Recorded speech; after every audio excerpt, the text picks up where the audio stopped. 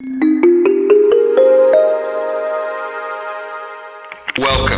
You're tuned into Life is a Sacred Journey. Every week, we bring a new perspective to aging and caregiving. Here is your host, Micheal Pope. Good morning, good afternoon, or good evening, wherever you are in the virtual neighborhood of Life is a Sacred Journey. It is so good to be with you this morning. I want to, first of all, just thank all of the folks out there that come back every single week to Life is a Sacred Journey. You are very loyal and it is greatly appreciated. Please hit the share button and inform others of this great opportunity to learn more about caregiving and just become involved in the Life is a Sacred Journey community. I'm gonna bring up my Facebook here just so I know who's out there, so I get a moment just to say, hey. Let's see. Sandy Blazer, Marion Lee, good morning. It's good to see you. Sister Betty, and of course, always, good morning, Felicia. Still out there in Moldova visiting her family, I believe. So thank you so much, everybody, for being a part of the Life is a Sacred Journey family. This is an important podcast this morning because we're really going to talk about fraud and scams and all of those things. And because yours truly this week also became a part of a scam. Someone tried to scam me using Geek Squad in reference to try to get my information, to patch into my laptop so that they could get my information, basically. But I will tell you that when they first sent the invoice saying that I owed $299, it had a Geek Squad logo on it. It looked very like Geek Squad. But I'm like, I don't remember having a reoccurring thing on any laptop that I own, So I ignored it. There were 9 other emails that came in after that, almost every hour on the hour. All of a sudden, the Geek Squad logo was gone. The cost of it went from $299 to $199. And the phone number changed on the bottom where you were to call if you have any questions. And they spelled the word confirmation wrong. So I decided, you know what? I am sick of you people. So now I have about 18 different things. So I thought, this is not right. So I called Geek Squad and they said, no, it's a scam. We've been hearing a lot about it. Don't open anything that they send you. Don't allow them into your laptop, blah, blah, blah. I said, yes, and yes, and yes. So then what I did is I went back and called the number at the bottom of the invoice that it said to call. Okay, so this is the first call. So I'm just going to give you all these scenarios and then I'm going to share my research because I've really, since Stuart Furman brought it up, I've really been doing some research. But okay, so I call the first 1888 number and the person answers the phone just like this. Yeah. I'm like, okay, is this Geek Squad? Yeah. I said, I have all these invoices and I didn't authorize this, You can't be confirming something that I didn't authorize. Do you have your laptop with you? No. Click. He hung up on me. So I waited about an hour. I didn't use my cell phone because I don't know what their system is. I actually used a landline here at ASAP. So I called them back from another extension. They must somehow, they have electronics to know that it's from the same place because they didn't answer and an answering message thing came up and I informed them at that time that I had reported them to Geek Squad. Best Buy is the owner of Geek Squad. And I had informed them and I said, I'm also going to inform the commission because now I have all your information. And then the answering machine, that message thing hung up on me. So then this became a game for Micheal Pope. I was like, I'm going to make them talk to me. So I waited another 2 or 3 hours and I called again. And when the person answered this time, He went into his dissertation and then he said, we need you to have the laptop. I said, well, first of all, the laptop is broken. There is no laptop to access. And I'm going to take it into Geek Squad to get it fixed. I said, where would you be for me to bring it? And click. So the reality is we have to be so careful because the logo on the first invoice was exactly the logo from Geek Squad. Now, I'm a clip art queen because I do a lot of presentations and I use a lot of clip art. So I'm here to tell you with my Mac, you can click, cut and paste and create all kinds of things, and it's getting better and better and better. So we're going to go into all of the things that are coming up for us as not just elders, but people living in the world and all the fraud and scams that we're going to have to navigate to protect our funds, our identity, and all of that. But before I do that, I wanted to go into a little bit about the COVID-19 and the Delta variant and where we are today, because I listened to NPR, and yesterday going home, I was listening to 3 doctors just really explain why it's so important, even if you are fully vaccinated, to wear a mask in a public setting. 1, they do not know whether or not the Delta variant can live, how long it can live in someone who is fully vaccinated, even though you may not have symptoms. They just don't know whether you can pass it. It's a strong variant, so they're very concerned about that. So I went to the CDC this morning to figure out what's the best things for me to tell you. And they have a wonderful page that's myths and facts about COVID-19 vaccines. And, I just think that we need to go right to the source. And even though we've turned this pandemic into a political situation where we have politicians and people who should not be telling you anything about medical, and people are listening to those folks and following their guidance, I'm always going to go to the medical people, to the science, to the CDC. And the reality is, I think you should too, so that you're protecting yourself. There was a lady that they interviewed on NPR this morning from Arkansas who said, she has grandchildren, and because her grandchildren cannot be vaccinated, she's not going to be vaccinated. And again, I'm not questioning her logic. That would be rude of me. I can't question her logic. But at the end of the day, I'm wondering, when we see these numbers of people who are continually getting sick from this new variant, as well as the numbers of people that are continually dying. And then Arkansas is disposing 80,000 doses of the vaccine that we could have sent somewhere else. And so I don't know what's happening now around this pandemic. I never want to make anyone feel like I'm questioning what you feel is right for your freedom and for who you are as an individual navigating this sacred journey. Your life is just as sacred as mine. But I'm asking that you ask some questions of yourself, that even if there was a conspiracy, propaganda conspiracy, there's a lot of people mourning some people who we say didn't die of COVID. A lot of people mourning people who they didn't get to touch before they died because of COVID. And so this thing is with us, and it's going to stay with us until we start to think about who we are as a collective. So, okay, you don't want to get vaccinated, but at least put on a mask. Wear your Betty Boop mask. Wear a mask. I mean,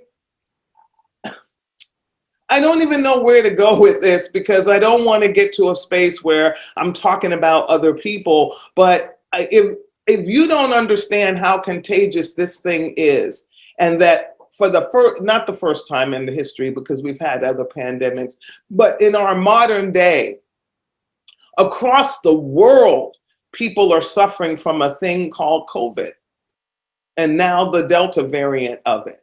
So let's come together and at least do the one basic thing that we know prohibits or stops in transmission, and that's wear a mask. The vaccine thing, I can't even go there because I was afraid. I didn't want to take the vaccine, and I did it for the sake of people around me, my loved ones, but also every stranger that is walking around now saying that they don't want to wear a mask. I got a vaccine for you. So I'm asking you, for all of us that got a vaccine so that you could be safe and not get sick, we're asking you to wear a mask. At least do that. And particularly when you go into public spaces. But these are some of the myths and facts. It says, can receiving a COVID vaccine cause you to be magnetic? Yes, I heard a nurse say that she's giving the COVID vaccine, but she also went and got magnets to put up to people so that after they had the shot, they would realize that they did not become magnetic. So that is a myth. Do any of the COVID-19 vaccines authorized for use in the United States shed or release any of their components? And the answer is no. Vaccine shedding is the term used to describe the release or discharge of any vaccine component in or outside of the body. And the answer to that is no. Is it safe for me to get a COVID vaccine if I would like to have a baby one day? And the answer is yes. If you're trying to become pregnant now or want to get pregnant in the future, you may get a COVID-19 vaccine when one is available to you. There is currently no evidence that the COVID-19 vaccine causes any problems with pregnancy. There were some challenges, I believe it was with the Pfizer vaccine early on in the beginning. So again, as I always say, or we always say on Life is a Sacred Journey, sit down with your medical provider and have an in-depth conversation if you are a woman that is of the age or thinking somewhere down the line you want to get pregnant. Don't make the decision in a bubble. Get all the information that you need and then make the right decision for you and the future life that you are planning to carry. And God bless you as you discern that, because that's a hard one. Will a COVID-19 vaccine alter my DNA? And the answer is no. The COVID-19 vaccine does not change or interact with your DNA in any way. Both mRNA and viral vector COVID-19 vaccines deliver instructions, genetic material to your cells, and they start building protection against the virus that causes COVID-19. However, the material never enters the nucleus of the cell, which is where your DNA is kept. So the answer to that is no. So we're almost done with all the myths and facts. Will getting a COVID-19 vaccine cause me to test positive for COVID-19 on a viral test? And the answer is no. None of the authorized and recommended COVID-19 vaccines cause you to test positive. I'm a testimony to that, because we have to test here every 2 weeks. And I've been testing negative, all the time. And I've been vaccinated since February of 2020. So go to the CDC and find out what's going on before you make any decisions that might be life-threatening as it relates to the COVID vaccine or getting COVID as a diagnosis or being diagnosed with COVID. It is very important that you make the right decision for yourself, for your family. But I'm asking you, as we always do on Life is a Sacred Journey, to think about the larger community that you're going to be around. And if you're going to be around other people, wear your mask. I'm going to wear your mask, wear your mask, wear your mask. And plan on wearing your mask until 2022. Okay, just plan on it. So buy some nice ones some that match your best dresses and your best suits and all of that. And just put on a mask when you're in public. And then when you're in your own social bubble, everybody's vaccinated, you know that you don't have to do that. In your home, you don't have to do that. But in your church, you do, because it's a community where other people may come in. In the grocery store, you do, because again, it's a community where people are coming in. In the hardware store at Ace Hardware, I'm going to wear my mask because it's a community of people coming in. So just think about it from that perspective. And then when you go outside, you can take it off. That's what I do. Go outside, take it off in the car. Don't wear it. But when I'm going into Dunkin' Donuts, I put on my mask. So just get into the habit of it. Put some in your glove box so that you have clean ones, extra ones for those moments that you walked out of the house and you forgot to put on the one you wanted to wear for that day. And just think of it as an accessory as you do your earrings, your glasses, your watch, your Fitbit, whatever. And let's just do this thing and let's get over it. And let's get this pandemic out of our lives so we can go on to the living of our lives in a new and prosperous way and not passing sickness among ourselves. So I can't tell you what to do. I'm asking you on behalf of the humanity that is vaccinated to think about the decision that you're making and just make the best one for you, and know that you're a part of a human race and you're not alone. And that's all I'm going to say about that. So thank you for allowing me to assist you in giving you some facts around that CDC material. And again, cdc.com, you can find it. They upgrade it every Tuesday, I believe it is. And so every Tuesday, just go check it out. See what you need to know. So let's talk about scams. You know, I opened our time together about the Geek Squad, but I also ordered these books. It's called Money Smart for Older Adults. It's a resource guide. It's done by the FDIC. And so you can get them free if you go online, and it is an incredible resource. I'm going to go over a lot of what's in it. I almost cried, though, when it came to me, because it is 100 and something pages long.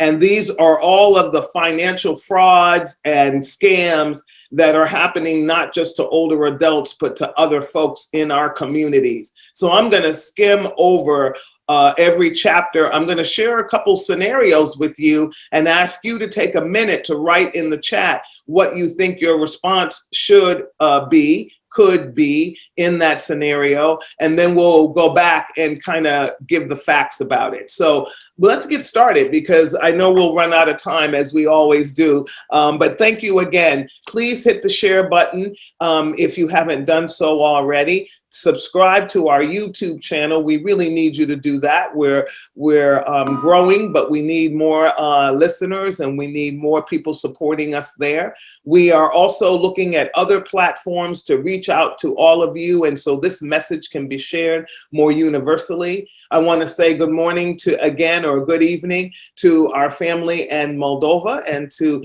thank Felicia for everything she does, to G in Switzerland, and to all of you, South Africa, my cousin in South Africa, my sister in France, and to everybody else in the virtual community of Life is a Sacred Journey. Thank you so much. It is an honor to be here to serve you. So let's get started about what are the abuses that we are seeing, and they are calling them, some of them, financial exploitation. So the financial exploitation area was speaking about primarily seniors who, family members, caregivers, friends, neighbors, acquaintances, agents that they have put under a power of attorney or other legal authorities to manage their money or their property.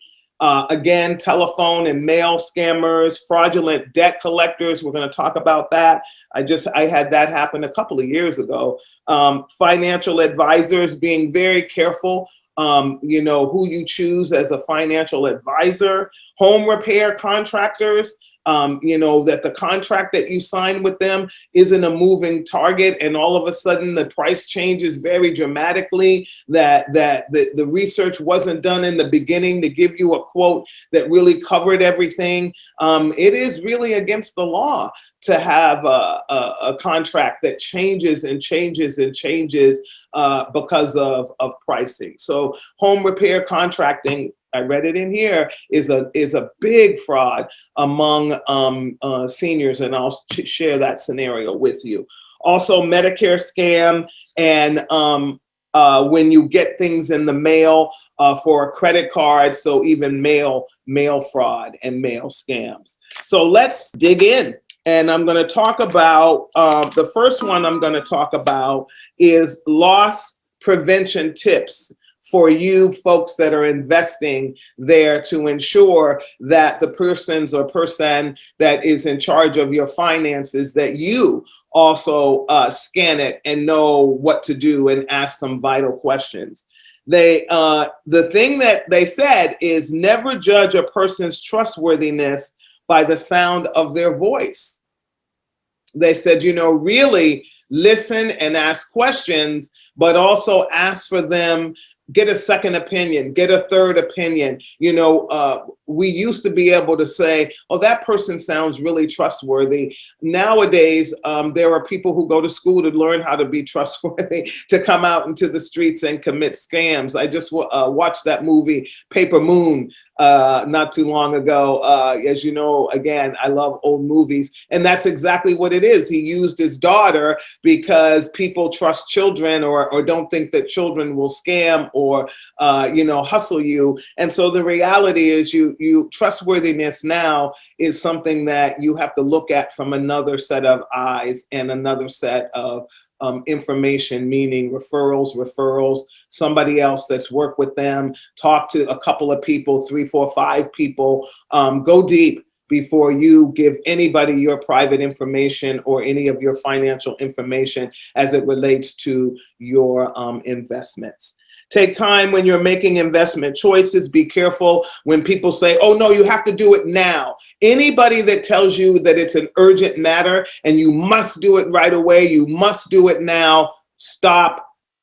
Tell them, no, now is not good for me. And while in fact that may be something that you want to do, and with a set of urgency, never show them that you're taking on their urgency to move forward, because then that fuels them putting more pressure on you. Hang up the phone, stop the call, and let them know you'll get back to them. Take that 24 hours, Can you lose out on some things? Probably. But if they get you into a fraudulent situation, you're going to lose out on a whole lot more. So think before you leap, and don't let people hurry you and tell you it's too late. It's too late. You can't do it. Well, whatever, Say no to anybody who tries to pressure or rush you. That's the same. Be wary of any salespeople who prey upon your fears. You have to do this because, I know, travel and dismemberment insurance. I have that, but I didn't do it through the person that called me up and figured out that I was traveling a lot at one time. Oh, what if something, what if? Well, yeah, what if, And at the end of the day, I have life insurance, and did I need that extra insurance? I had to ask some questions. And then I just had it enveloped into my life insurance policy instead of going to a separate vendor for that. Once I spoke to my insurance person who I trust. So those are the kinds of things. Is you got to have trustworthy, intentional relationships, but you got to build that relationship before you invest your information with that person. I hope that makes sense. Don't just give them your information before you trust them, or them, or somebody else that you know and trust 3 deep, I say, before you do all of that homework. Don't give them your personal information. Stay in charge of your money, or enlist somebody who you trust, a third party, to assist you. But you're sitting there, you're looking, you're seeing the balances and credits, you're looking. That's what I do here at ACEB for ACEB's money. And so therefore I do it the same way for my own, constantly looking to make sure that everything is right in my checking accounts. And the other thing that I read in here, they said, don't do your banking on your phone, because your phone gets into hotspot areas where you use the internet for different things. And because of that, then other people will have access or could possibly get access to your information on your phone. So do your banking on your desktop, laptop. They said prefer, a line that's a hard wire instead of even wireless. So, I'm wireless at home, but I've put up a couple of firewalls and different things. So just think about that, and then log out, and then turn your laptop or computer off after you do that, and then clear the histories. All these things are really important when you're starting to do your banking, where your information and people can come in through back doors and get in. Again, not to make you fearful, but be cautious. You've worked hard for your money. We all work hard for our money and investments. We need them to take us through our lives to the end of life, and we don't have it to give away to other people. And even if we had, we don't want it to be stolen from us. So take those things into consideration. I'm going to move into telephone scams a little bit, and internet scams, because these are really important. We've always known about the grandparent scam, where your grandchild, or even for me as a parent, I got one once saying that my son needed me to wire him some money right away. And I knew it wasn't true, because that's not how we operate. But at the end of the day, I've gotten them from friends, and I didn't know whether they were right or wrong, but what I did is I picked up the phone and called that person. I recently got one where the person asked me if I had a Amazon account, and it came from one of my clergy friends. And I said, I wrote back right away. I said, sister, if you need something from me, call me. I never heard again. So again, you just be very careful, and people will use the names of individuals that you trust. Pick up the phone and call them, text them and say, did you just? And they're going to say, no, they didn't. Because again, people are using your cell phones, you're tapping into all kinds of places to figure out who you know and who you don't know, and then emailing you their SOS, and you need to confirm that SOS is real before you send money through. And then I'm learning that Venmo is not the safest place to send your money through, because when you do, if the person doesn't really get it, or you make a mistake and send it to the wrong person, that's it. You're done. There's no guarantee around that money. I didn't know that. So just be careful. I'm not saying don't use these things, because I've used them too, but be careful so that you know. And then I actually took Venmo. I made a transaction, did it, then I deleted it from everything. So I'll just have to upload it again when I want to do it again. So I just be cautious. So the grandparent scam is a grandchild that's texting you or emailing you, or mostly emailing, and saying, I need help, send money right here, wire it here, and you need to call and make sure that your grandchild is actually sending it to you.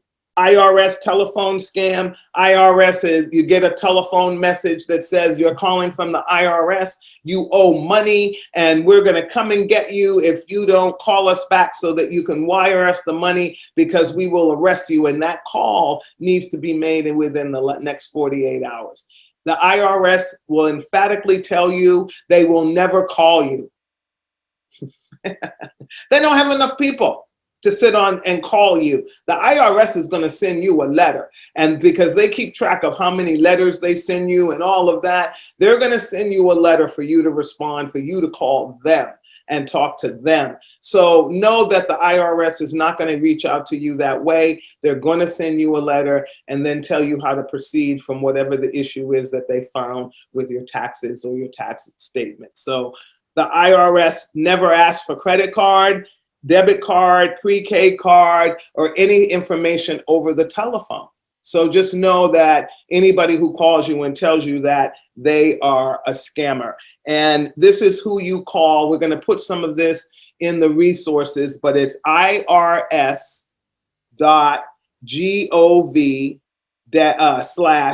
UAC/tax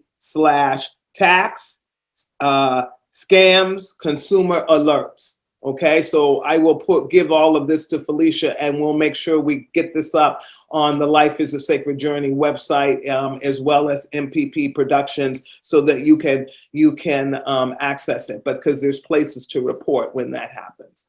Another scam is the lottery and sweepstakes scam. You know, you've won this much money. All we need you to do is to send us some money for your registered check to come to you. No, and no, and no, and no.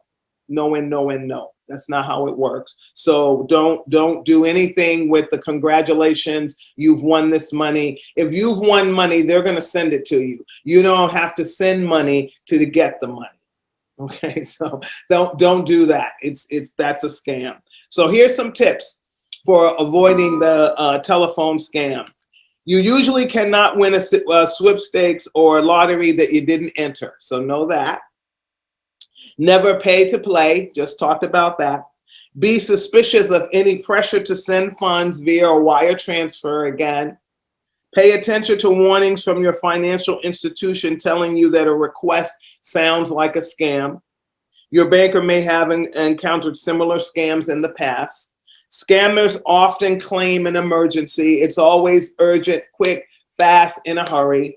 And before giving any information about any grandchildren, family members, just don't do it. Don't do it. Don't believe anything, and consider anything a red flag that you didn't initiate, right? So if I didn't initiate the upgrade in my programming with Geek Squad, I didn't initiate that. So I have to question everything that comes from them because I have no clue what they're talking about. I didn't do that. So that's why you have to call right away. And now I have to keep looking to make sure that there's no transactions happening on my card. But now Best Buy knows because I called them and they're also tracking it. So those are the kinds of things that is so important. Even when I called Best Buy, Geek Squad, and they said to me, well, let's do a diagnostic on your laptop to make sure that nothing. I said, no, the laptop's broken. One, it's been dead because I dropped it and broke the screen. So I got to bring it in there. I said, no, I just went through this. So it doesn't matter that I called you. I'm coming into the store now and having a conversation with somebody face to face, even though I called them and I knew, plus I didn't have the laptop. But you know what I mean? Even though I called them, even though I know the person answered Best Buy and put me through the Geek Squad, I am not giving them permission to access my laptop remotely. I'm taking it into the store. So that's a precautionary measure as it relates to internet and telephone scams. So here's a scenario. Jane is home watching TV when the telephone rings and she answers the call and a man on the line says, "Congratulations, Jane, you've won $2.7 million in the lottery." Jane is surprised. And although she buys lottery tickets, she hasn't given her name to anyone. And the caller tells her that a couple of things she needs to do before she receives her check. He directs Jane to go to her bank and withdraw $2,700 to cover the processing fee. He tells her to forward the funds through a local wire service or to buy and send a special prepaid card, like do it through an American Express card. You can do it through 5 of them or 4 of them. And then call this number when you do that, and then take copies of the back of the card with the number on it with the PIN number, and she will then receive her funds. She may have to give an additional $5,000 if needed to pay for the taxes, but she will be informed later once the initial wire is received. So take a minute. What would alert you? What's the red flag in that scenario for Jane? What's the red flag? What would it be for you? Write your answer now on the Facebook. Let us know. Share. What would be the red flag for you? Would the red flag be the $2,700 to cover the processing fee? Would it be the local wire so that it could be processed quickly? Would it be the $5,000 for the tax? Would it be that the person called you by your name? I don't know.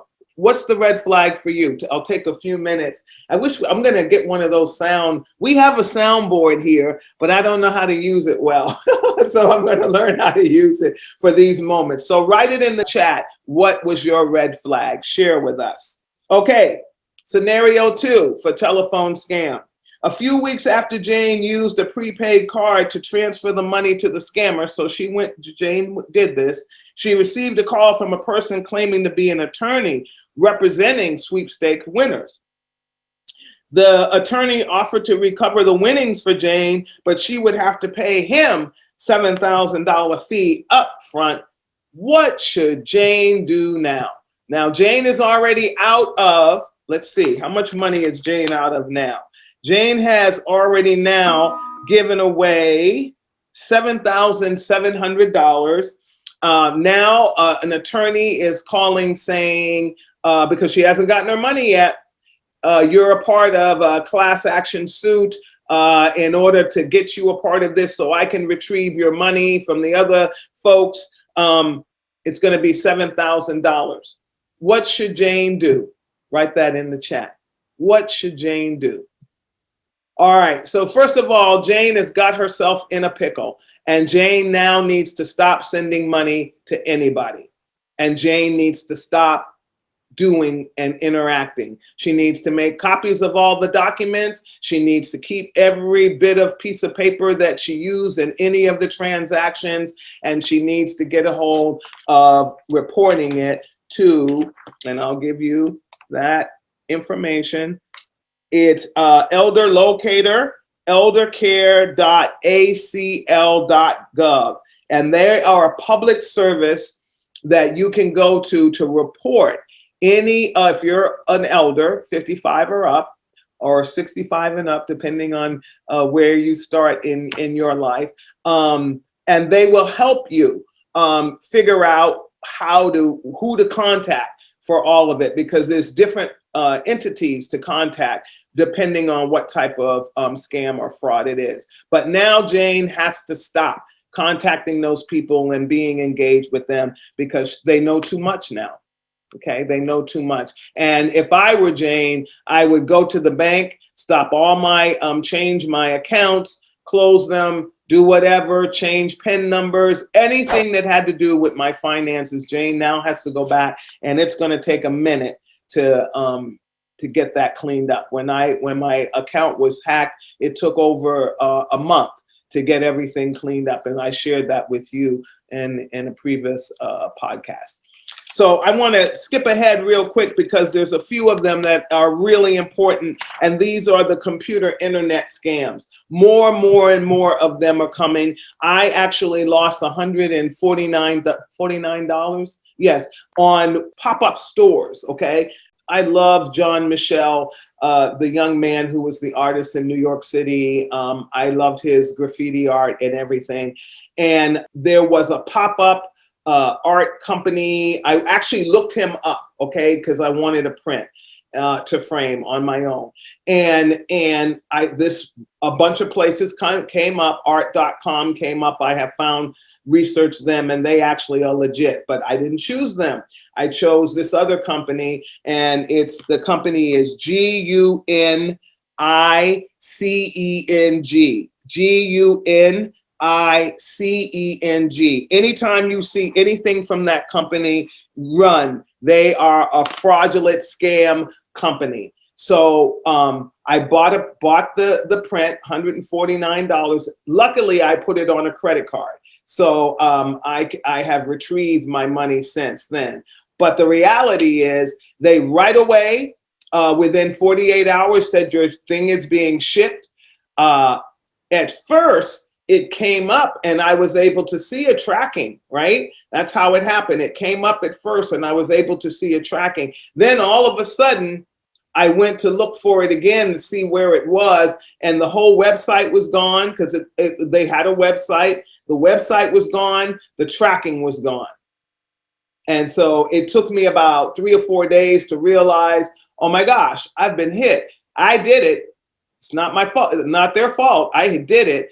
but I didn't do my homework. And so this is the homework that you do when you're ordering online from a vendor. You must go and look it up to see if they are legitimate and if there are any other scam complaints against them. So easy to do. You go to Google, punch in the name, and the minute I popped this name into Google, it came up with like a multitude of scams. They also do blankets where you send the photographs and they're going to put it on the blankets.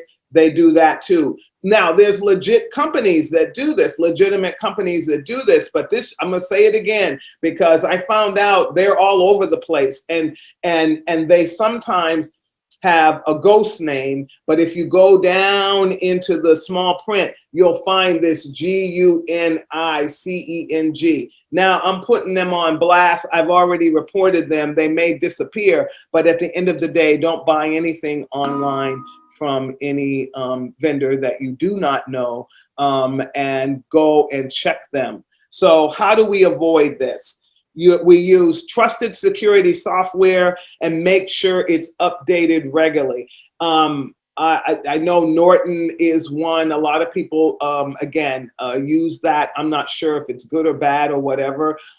We have an IT guy that helps us do our stuff, so our stuff is a little bit more high grade, but figure it out. If you have a laptop, call and find out what's the best spyware, software, all of that you can put on your computer so people can't tap into you. And no, you need to upgrade it. And when the upgrades come up on your laptop, take time to upgrade then, because I was told that's really important too, because when you don't upgrade and you just let go, tell me later, do it later, then you're also leaving yourself vulnerable, because the applications upgrade themselves as they learn ways of how people are getting into their applications. So it's really important to do that. Do not email financial information to anyone, even if they send you a secured whatever hickey to send it through. I'm doing that right now. We're opening an endowment account here at ASAB, and over the pandemic, we were talking with the banker. I've met her online, all of that. We're not sending anything online. I'm going into the bank, and if I can't do that, then that account will not be open. I'm not sending. And actually, that's a good one. Somebody found out that we were having this conversation, and another company came in and presented themselves to ASAB as that same bank, and they weren't that bank. And the good news is they started asking me for my social security number. I'm like, I'm not giving you my social security number. I don't own ASAB. I'm just the CEO. So those are the kinds of things you just have to listen to the way people talk to you about your money and what they're asking for. So don't email any financial information, even if it is if they tell you it's secured, because what I'm told is there is no email that is secure. Okay, so that's what it's saying here. Be cautious about opening attachments and downloading files from emails, regardless of who sent them to you. These files can contain viruses and other malware that compromise your computer security, so be very careful. Use passwords that are hard for hackers. That's one of the things my brother taught me. That's a great memory right now. His passwords were ridiculous. But guess what? I don't think he ever got hacked or anything. And again, he was an engineer. This is what he did. So if you got to get a password book that you write it down and hide somewhere and only pull it out, that's why it's so important to do this stuff at home and not on your phone in the airports and all these kind of things. And hotels, my wonderful Leon here told me yesterday, be careful of using your laptop in hotels, because people are outside of the hotel in the parking lot trying to tap into the hotel's hotspot as you're using it and checking in on your information for your tickets and all of these kinds of things. You have to make sure you're secure. I actually purchased my own traveling hotspot that I have, and I feel so much more secure with that. So think about all these things before you do and before you travel and go for it. So use hard passwords. That means a lot of numbers, dashes, and all kinds of stuff. And change them change them on a regular basis. So that's why you're going to have to write them down, because you're never going to remember them when you change them as often as they claim you should. Again, don't give control of your computer to anyone out of the blue for any reason. Shut down your PC when you're not using it, laptop, everything, phones at night, turn them off. Put them in the charger, but turn them off, and get them out of your bedroom. Face them down. Cover your cameras and all of those things. You can buy them at Amazon. They're like $5, and you get a bunch of them. And they have little sliding things, so you don't even have to remove them. Cover your cameras and all of that. Just be cautious. Be safe. That's all. Don't rely on a caller ID alone to tell you that's who's calling you, because sometimes they spoof caller IDs and they look like somebody you know, and you'll start to see the sequencing of the numbers, so you begin to see that it's coming from somebody that's just sitting somewhere pushing a button, and the numbers keep calling and calling and calling until you answer. So don't open any messages that come from an unfamiliar source. That's really important. If it looks like a suspicious message, don't open it, just delete it.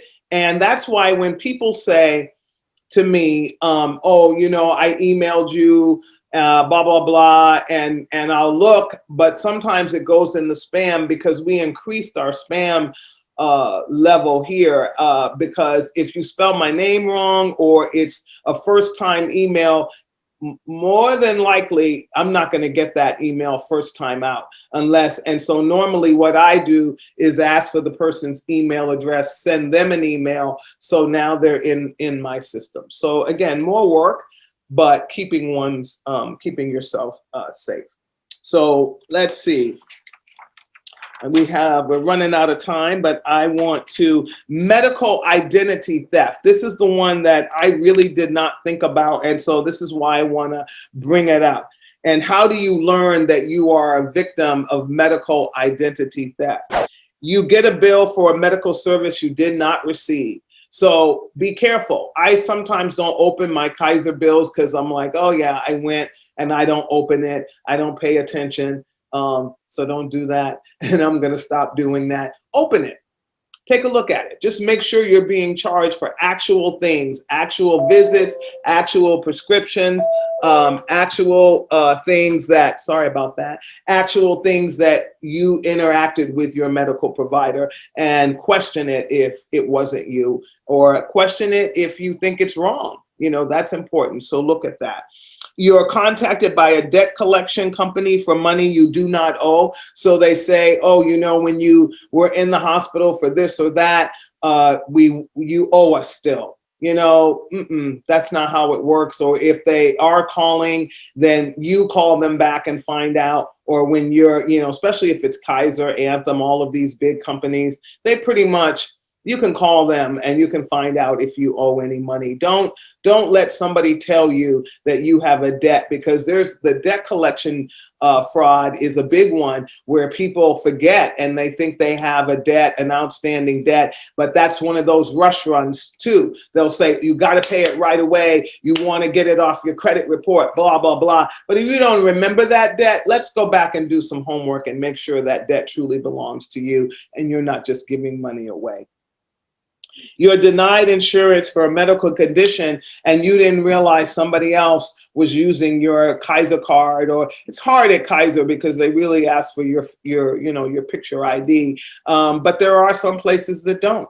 Or, you're out of town and somebody's using your card to order prescriptions. That I did not know that anybody could do any of that. But apparently this is a level of fraud that is growing in the United States.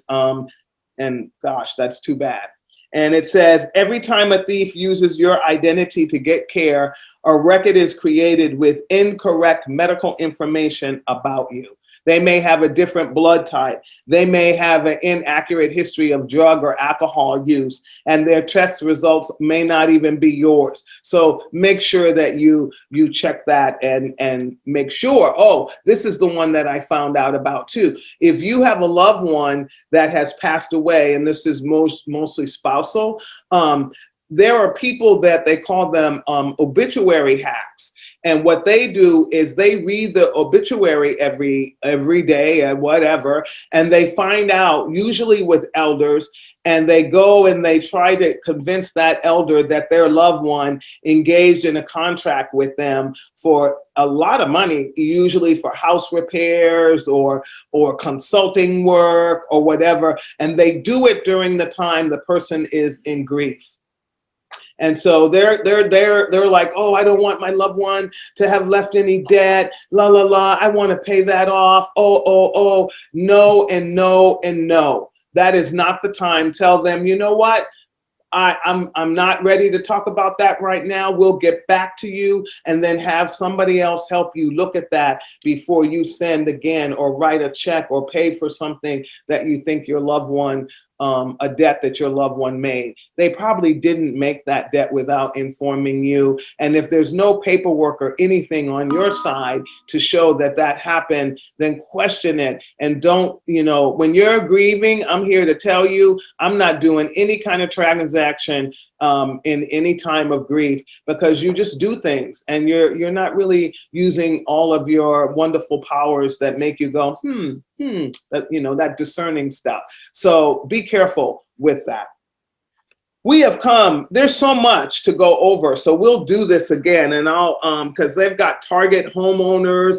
And again, I'm going to give you, this study was done by MetLife, and it's www.metlife.com assets. And you can get this, again, we'll put all of this, I'll have to send it to all, Felicia, and you can get this for free. This is a free document. And hopefully if you belong to a community, maybe you can go and order more than one on behalf of the communities that you represent and give it away and share it with other people. But we'll pull more of the data off of this. I hope that you can use what we've shared today. I always try to be here for just like 30 minutes, and every time we go into these kind of topics, we go over. But I hope that you can use this information and share this information. Hit the share button and share it with other people who are in situation, just humanity, just share it so that we all know how to protect our finances and how we can protect our internet images and passwords and bank accounts and everything that we've worked hard to build up in our lives. So I want to thank you for coming and visiting us here in the virtual neighborhood of Life is a Sacred Journey. It is always my honor to be here with you. I want a big shout out to Carol and Brent, who you all know. She has now opened her health and wellness university. So we'll have her back to talk about that and how we can engage in what she has going on there and all of that. So congratulations, Sister Carolyn, for achieving such a great thing. Just so proud and so blessed to have you in the life of me, and Life is a Sacred Journey. To all of you out there, it is going to be, I know, I have to tell you this. I learned something the other day. If you are an individual that has high blood pressure and you're taking that hydrochloride or whatever it is, I didn't know this, but on these hot days and you're in the sun, that prescription increases your sensitivity to heat. So be very careful. Drink water. I can only drink room temperature water. Can't drink it cold anymore. It bothers my teeth. But have water to hydrate. Wear a hat so you keep the sun off of your face. But again, I didn't know that. So a lot of us are living with different levels of high blood pressure. So if you're taking high blood pressure medication, it's the hydrochloride 1, I believe it's called.